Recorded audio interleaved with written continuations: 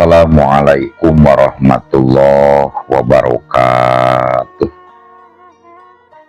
Wadia balad ATE official di mana wae ayana. Alhamdulillah wa syukru ala ni'amillah. Kalawan diwuwuh ku Qobul anu maha agung, dibarengan ku pangijabah anu maha kawasa. Diiring ku kadeudeung kanya Gusti anu maha suci, urang ayeuna dugi kadangat ayeuna masih keneh tiasa ditepang dangukeun deui dina acara anu matuh kamemet urang sadayana. Nyatana dina pagelaran dongeng Sunda jejer carita Mukut Tuyul, ayeuna kantun bagian anu ka-7 nanya pamiarsa. Di dongeng mangrupikeun buah karyana Kang Eka Ervin. Atuh sumangga kanu teu acan subscribe geura subscribe heula. Marah langkung pogot sareng langkung semangat deui ka si mamangna dina enggoning medar ieu dongeng. Ning hilap di like di komennya nu saseueur-seueurna. Lainna naon, mamang mah sok bingah kitu nya. Upami maosan komentar-komentar di para wargi sadayana teh. Kalintang bingahna deui upami mah link video mamang ieu dipang-sharekeun atanapi dipang-bagikeun kitu. Carana mah gampil, kantun salin linkna teras dibagikeun dina media sosial. Biasa dina Twitter, Facebook, TikTok, Instagram, atanapi deui dina grup-grup WhatsApp. Seueur lah media sosial anu tiasa diangge nge-share atanapi ngabagikeun link video mamang ieu. Atuh ngarata nyangklong tingkana waktos sumangga ayeuna mah urang lajengkeun deui dongeng Mukut Tuyul bagian anu ka-7. Kumaha salajengna sora cikopina betot simutna pagan heula tali kolorna bisi morosot merezel morozol uzel-uzelan di tengah jalan. Tumpak tungdung tes.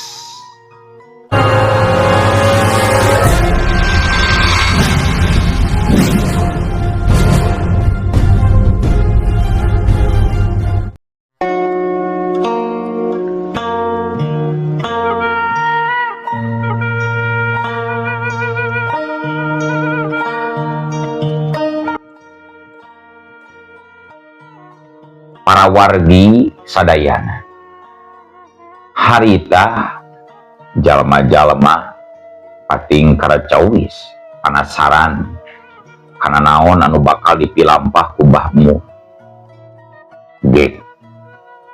Mbah Mul diuk sila dina samak pandan anu geus diamparkeun. Tuluy sila meuni tarap dina sila sinuku tunggal. Panonna dipeureunkeun leungeunna nakeup hariku. Bibirna katingali kunyem-kunyem kawas nama keur mapatkeun jampe pamaken. Teu lila nya Mbah Mul teh beunta. Kadawok nyokot kana menyan tuluy dipurulukeun kana parupuyan. Pladung haseup menyan teh meledug mending ngelut. Bakating kuloba-lobana menyan anu dibeuleung ku Mbah Mul. Manehna ampir-ampiran kabesek. Mbah Mul muka mata batina tuluy maca jampe parantik narik makhluk gaib di mana we aya. Acan oge Mbah Mul rengse mapatkeun jampena. Di hareupeun Mbah Mul geus ngajang ngelek makhluk anu jumlahna aya kana 10 urang. Bedegana pendek baru sekel. Buah bitis jeung ping-ping ting bareuki. Kon kitu deui jeung dadana baris we budak awewe anu jadi teu etana. Mbah Mul beuntak tuluy nyereng. Pok manehna mimiti muka caritana.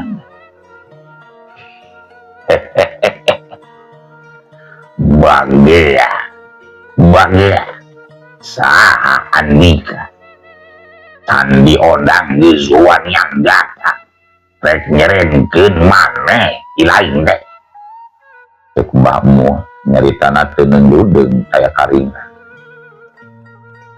anu nembalan teh kabeneran anu pangjangkunga minangkana ngalamun disarwakeun jeung budak umur 7 tahun oge jangkung keneh budak anu umur 7 tahun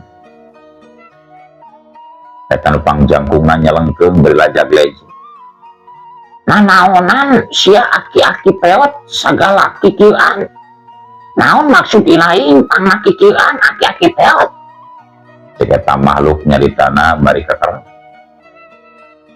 ulah zog api-api iya deut angguran magera zeretkeun makhluk anu geus nyieun ulun-ulun di lembur sakalian bejakeun saha anu geus nitangna deuleu cek Mbah Mul nembalan bari molot heuh dodo lamunnya ilaing dukun ampuh paraji sakti kudu geus apal sia anu mana ieu di antara kami anu 10-an anu geus nyeun ulun-ulun di dieu ayo tebak sia ku ilaing aki-aki peot eta tuyul bari seuri ciceleuteuteuk ningali pamimpinna seuri anak buahna nu salapan deui milu seuri jiga nu sarua bunga malah aya nu engklak-engklakan sagana jiga we budak leutik anu keur ngeleng ka kolot ningali kayan kitu Mbah Mul mimiti ka hudang amarah ok manehna nyarita deui leuwih tarik jeung leuwih tandas batantang sing baleng sia ditanya ku kolot teh deuleu aing moal asa-asa sanajan sia ukur sapotong sewang oge deuleu muarek ditagogan ku aing mah deuleu cek Mbah Mul mimiti ngagos ka eta makhluk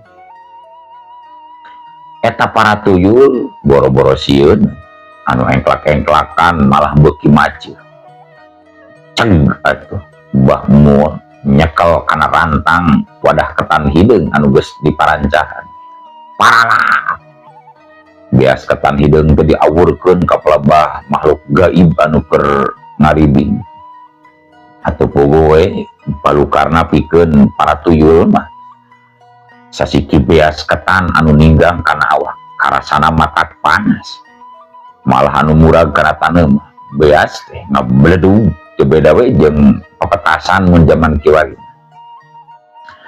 eta makhluk gaib sabangsaning tuyul ting jarungkel ka tukang malah sawareh mah nepi kala lesot kaca cawetna abong makhluk pika sabeleun sanggeus cawetna lalesot teh lain ieu ngejat atawa sieun anu aya nu aya mah malah sedih tunjuk kana bobogaan baturna masing-masing bari seriting cilikit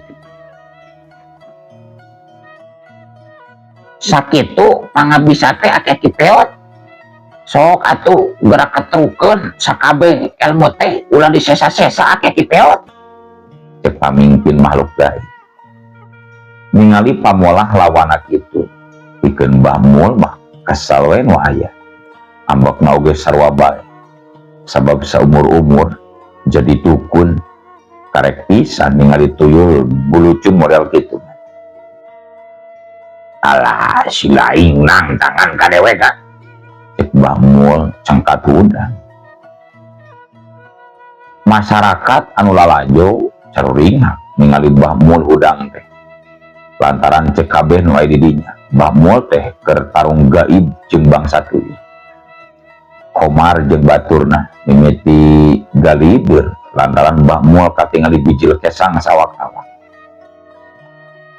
ningali Mbah Mul anu geus ngunian huda eta makhluk teh gancang ngepung nalingker ka Mbah Mul aya anu nyenyekel cawetna keneh sabab can tarapi dipakena aya oge nu karek beres sabelah ngasupkeun sukunna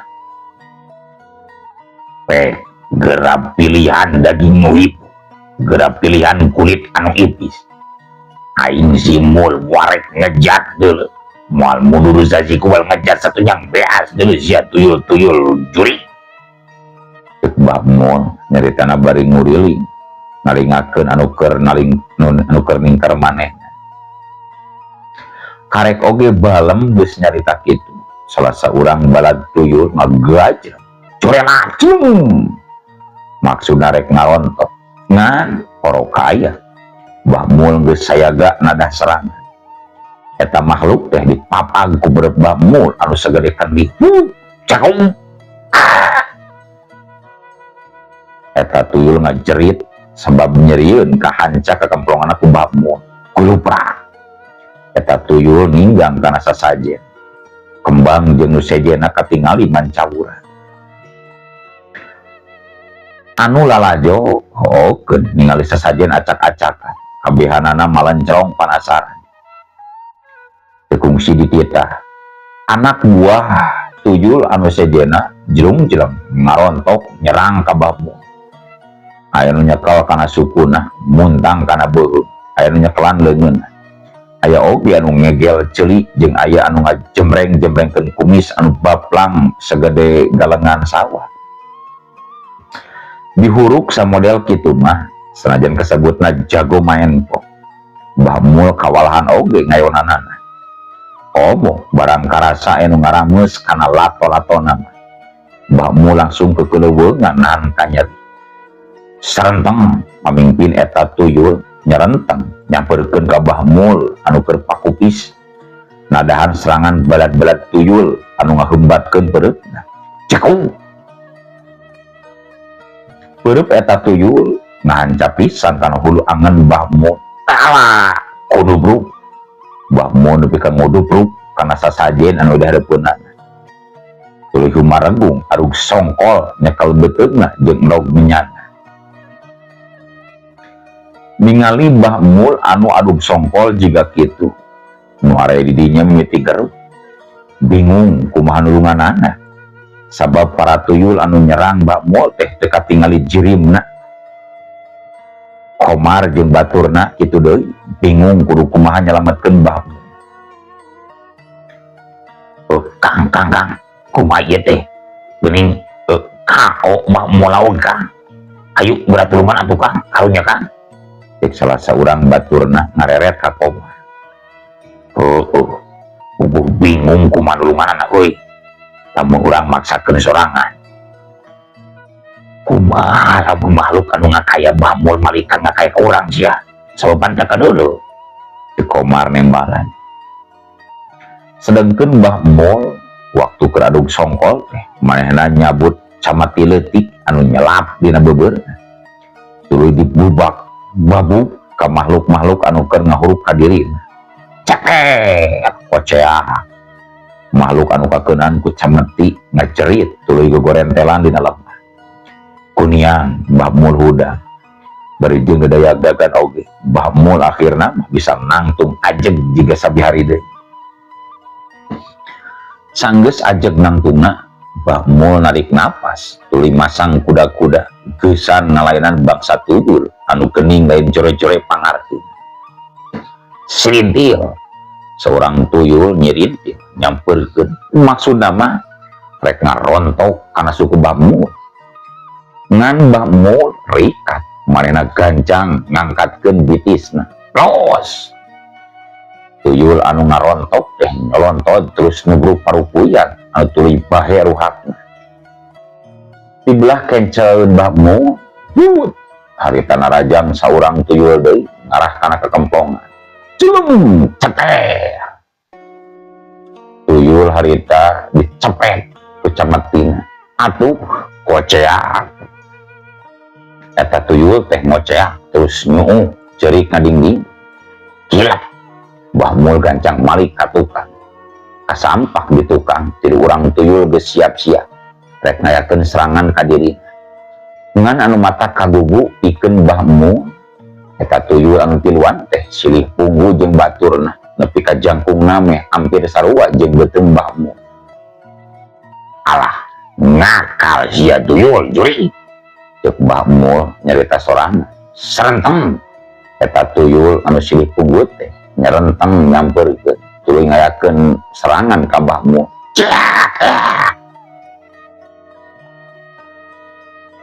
Aing iya ulah cuat ciat bujiat. Bisi kurang luhur masuk tambahan hiji deui.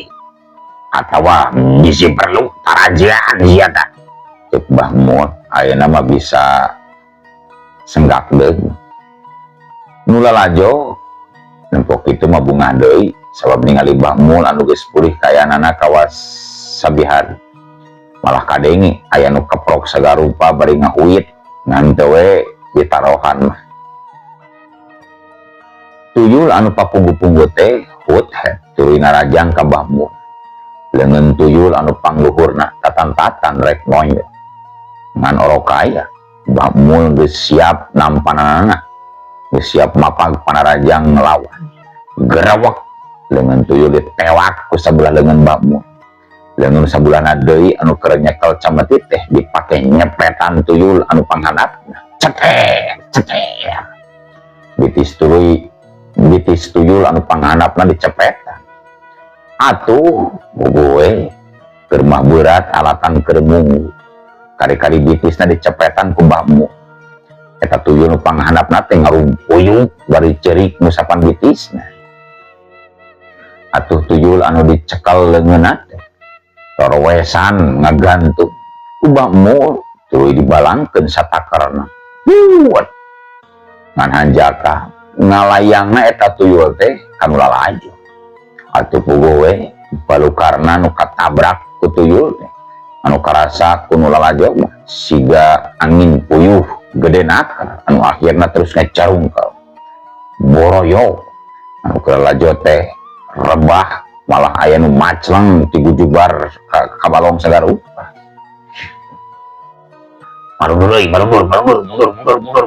Mundur. Cek koma nitah mundur sangkan ulah lalajo ulah dareukeut teuing. Para tuyul tinggal saurang deui anu pangbadagna lantaran nu sejenna mah keur careurik kokosoda jika budak anu teu diturutkeun ka hayang. Hei, cia manusia. Cia mah kudu jeung dewek jogona cia manusia. Cek eta tuyul bari gancang nyebrut maju narajang ka Mbah Mul. Mbah Mul rikat manehna ngakiwar luncat ka gigir nyingkahan pararajang lawan. Kilak solonton. Eta tuyul teh nyolonton sabab panarajangna teu geuna kana sasaran. Eta tuyul malikan deui ngajega sakedeung leungeunna sidak tuluy katingali bibirna kunyam-kunyam. Cilegedeg eta tuyul teh ciri mah jadi robah jadi hiji makhluk anu jangkung badag sarua jangkungna jeung Mbah Mul.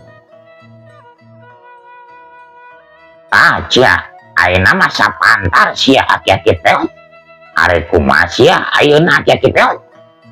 Cek eta tuyul cacarita. Mbah Mul luas lain dikira panyangka manehna mah eta makhluk teh moal ngagedean. Atuh dina hatena timbul rasa kagimir sabab tadi keur wujudna leutik oge tanagana meh sarua we jeung tanaga maneh. Tapi sanajan sakumaha gimbirna oge Mbah Mul era ari kudu ngejat. Ayu sia dilayanan ku dewek marek nepi ka mana we oge deui sia tuyul goreng batu. Cek Mbah Mul. Mbah Mul curelacung harita luncat narajang bari ngapabukeun cameti kana awak eta tuyul. Nu diarah eta tuyul ngageser saeutik hiu. Kadenge surat cameti ngahakan angin. Mbah Mul gancang nyusul tapus ngababadkeun deui cametina. Hiu. Cameti disambetkeun kana palebah cangkeng tuyul. Nah, orokaya. Cameti ditewak ku tuyul bari dibedol. Atuh Mbah Mul anu pepereket ngayunan tanaga lawana anu tetelat geuning rongkah kacida tanagana teh. Mbah Mul jeung tuyul harita pabedol-bedol kawas anu barabutkeun cameti. Ngan ku sabab tanaga tuyul leuwih rosa antukna Mbah Mul solonton nyolonton kabedol sakaligus. Cekung sageusna nyolonton harigu Mbah Mul dipapag ku peureup si tuyul. Padaw. Mbah Mul ngajerit, getih muncrat tina bahamna. Mbah Mul ngabebengkang dari gegerungan. Sorana beuki dieu beuki lalauna. Antuk nama les Mbah Mul ngalenggerep kapiuhan teu eling di bumi Allah.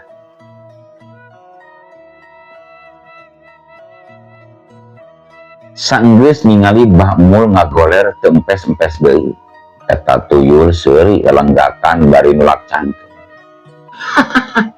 Bo, ari sugan teh linuhung ilmu katalar pangabisa sia teh ake kipeot. Can gengesang-gesang acan sia geus kapaehan.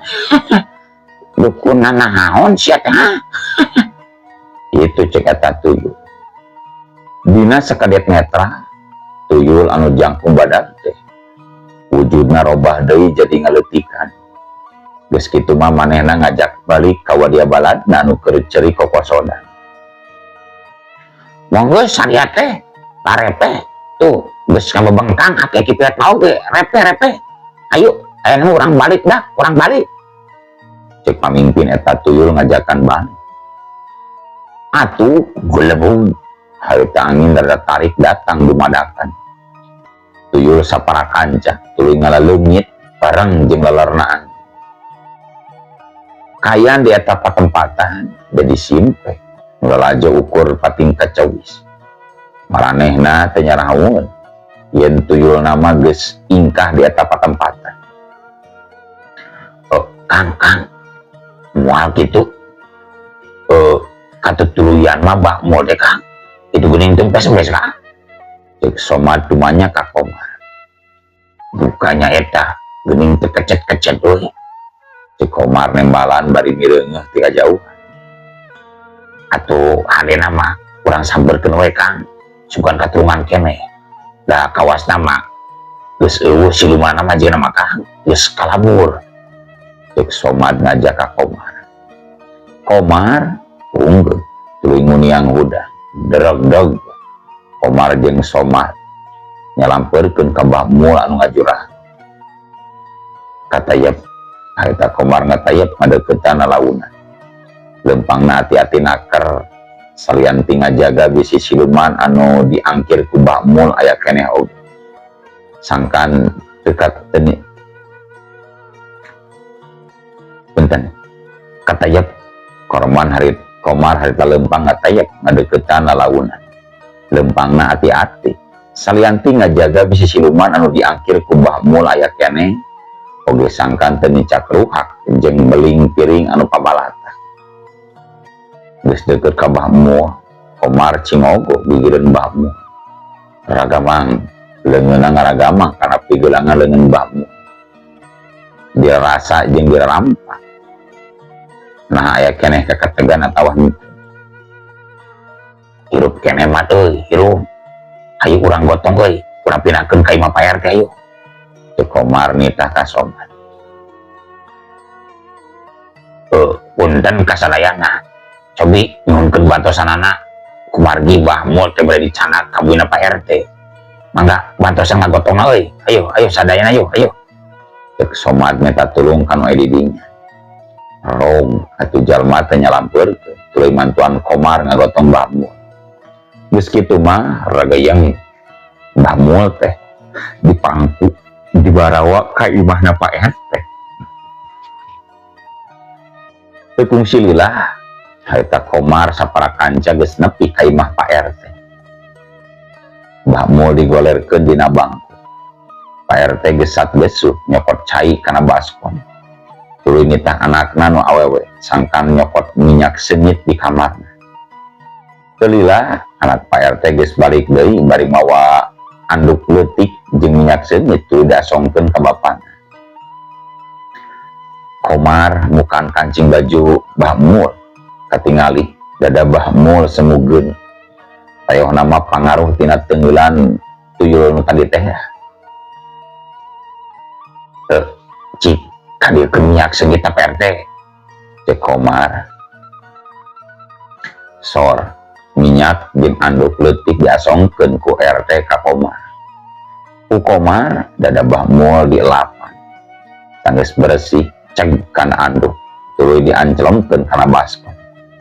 Anduk dipeureut tuluy dikompreskeun kana dada Mbah Mul anu geun. Ceg deui Komar nyokot karena minyak seni, terus diangsekeun karena irung Mbah Mul. Tekung silila kulisi Mbah Mul ngulisi nyah beunta tomat ampiang ampiang tomat cek Mbah Mul tuluy nyekel dadana. Gening tomat jeung ampiang naon tomat jeung ampiang teh Bah? Cek Somad rada ngarewas. Jadian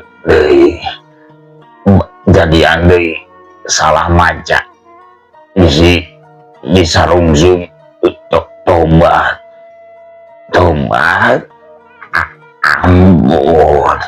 ampun cek Mbah Mul nyarita tuluy cengkat maksudna marek diu ngan ku Komar gancang dicekelna. Golerkeun heula Bah, ulah kamu tah sok ngagoler heula Bah ngagoler. Cek Komar nyekel tapak Mbah Mul. Aduh, ambura jang gomah ambura. Kawasna mah ngan sama dieu Abah bisa ngabantuan ujang teh. Da kumaha geuning pangarti Abah aya di sahandapkeun eta paraduyun. Cek Mbah Mul nyaritana bari ngaharagungan ka nyari. Nyabah saya nama ulah dipaksakeun ari teu kiat mah. Kumargi eta teh pibahayaeun ka Abahna. Abah ulah sieun kuring manglo. Sabab lain teu ikhtiar oge. Kuring ngamalu Bah. Cek Komar netep sukut ka Mbah Mul. Sumuhun Bah, saya nama leureukkeun heula we ayeuna mah. Bilih bade mulang mah engke we upami Abah parantos sakinten Bah. Cek Somad milu mayeur. Nya ayeuna mah Abah kulem di dieu we. Isu katawa pageto upami tos jag-jag ku abi dianter mulang Bah. Cek Komar. Mbah Mul tunggu tandanya tujuan. Geus kitu mah Komar katut anu sejena kaluar ti mana Pak RT. Mereka sempetan Mbah Mul sangkan bisaeun leureuk heula. Sabagian jalma nu aya di luareun imah Pak RT baralih ka imah sewang-sewangan. Bari pating gelendeng nyaritakeun kejadian tadi anu dilalajoan ku maranehna sakabeh. Hanapun Komar katut Somad jeung Pak RT. Sabagian nu raya keneh di dinya dariuk dina bangku nu aya di hareupeun imah. Kumaha mun geus kieu Kang? Geuning geus angkat tangan Mbah Mulna oge geus teu mampuheun. Cek Somad nyarita ka Komar anu keur ngahulang. Geus kieu mah daek teu daek kudu neang aki waria dibunuh. Nya aki kuring. Keun lah jauh saeutik mah anu penting kaya lembur teh bisa tiis deui. Cek Komar nembalan tuluy ngarenghap narik napas. Leres pisan eta teh Kang. Leuheung ari ukur korban harta mah. Telah kejadian jika tadi mah aya bahan ngalah nyawa Kang. Cek salah saurang nempas. Cik sahanu daek nganter kuring isukan pikeun yang aki kuring ka gunung. Lamun aya mah kuring menta 4 urang we pikeun ngabaturan. Lain kuna naon bisi ieu mah bisi pagawean kiwaria anu cenah keur panen parehuma can anggeus. Tah lamun aya nu marangan kuring mah bisa disuluran heula kuno ti dieu. Ya aki uria mulang ka masyarakat saware panen di huma di gunung. Cek Komar nyarita kana di dinya. Kuring we Kang jeung si Uhe. Keun we da keur eueuh pagawean ieu di dieu mah ayeuna mah. Nu penting mah kiwaria kudu kebawa balik isukan makan. Cek salah saurang warga Pelemburan nembalan. Atuh ari ilain ridho mah. Wehna we kudu tangina sudangannya. Sabab urang kudu mangkat teh rengse subuh. Ka gunung teh atuh lain lalampah deukeut-deukeut kade sing kanginas. Tapi dina kayaan keur kitu. Nah atuh ari ujug-ujug uluh waktosna kabujeng seet wadia balat ate ofisial keun atunya ieu dongeng teh urang cekapkeun heula we dugi ka dieu. Insyaallah enjing pageto baris dilajengkeun deui. Atuh kukitu kukieuna mamang sajamit mungkur amit mundur ti payunan para wargi sadayana. Ayo Assalamualaikum warahmatullahi wabarakatuh.